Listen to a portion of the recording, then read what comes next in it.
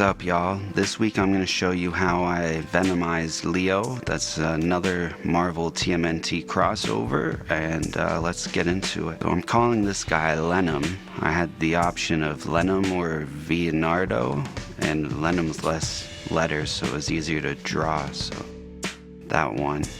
Now I have a stainless steel zip tie that I like to use for swords, and I'm gluing a little piece of cardboard on there to help the foam clay stick a little better at the base. And my idea is when Venom starts to take control of him, he takes the two swords and merges them to one katana, double-edged. And so that's what I did with that. And now I'm starting to just cover him with the foam clay. I want to call it clay foam, but it's called foam clay. And it's really cool material. They say it's like clay, but foam, but it's a little different to work with. It's kind of like ooze and foam at the same time.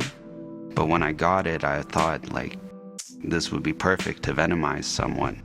Then when I was matching up Marvel characters with turtles, I thought Leonardo would be the best equipped to deal with Venom and to control him and make him be good, because he was more, my original idea was like a Peter Parker black suit Spider-Man, but once I got started I had to just start venomizing him because this material, the foam clay, is just so great to make like Venom sticking out and shooting everywhere and wrapping around him, enveloping him.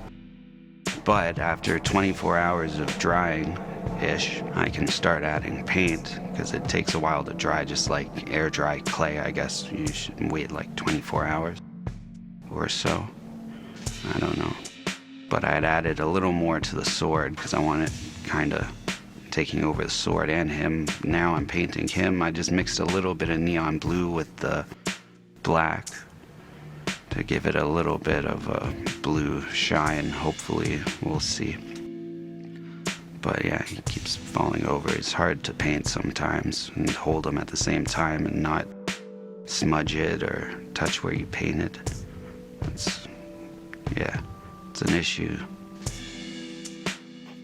Then that dried, and I saw where I tried to make the Venom just with paint. I need to add more tendrils or tentacles or whatever you call that, ooze shooting out, more details, and a little more 3D.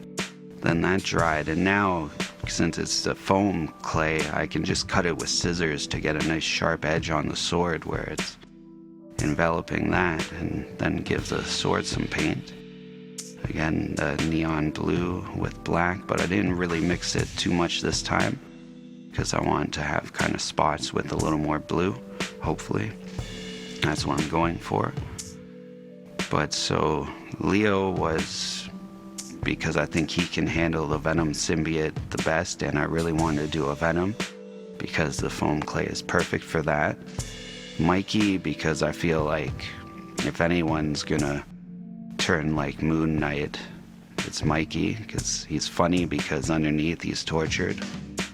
And Raph is Wolverine. I think that's pretty obvious. The attitude's perfect, and the size and the three claws match up very well. Next week is going to be a fan requested, or not fan. Next week's going to be a subscriber requested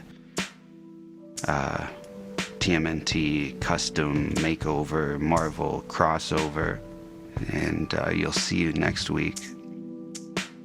I'll keep that a surprise, I guess. And also, I've been doing shorts to try and reach more people. And I put the short the night before on Friday on the evening as like a preview of the show that's going to come on Saturday morning. Does that work?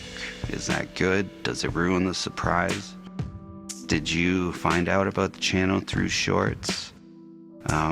These questions and many more might be answered by you, and I probably won't mention it next week, but thank you if you do answer me.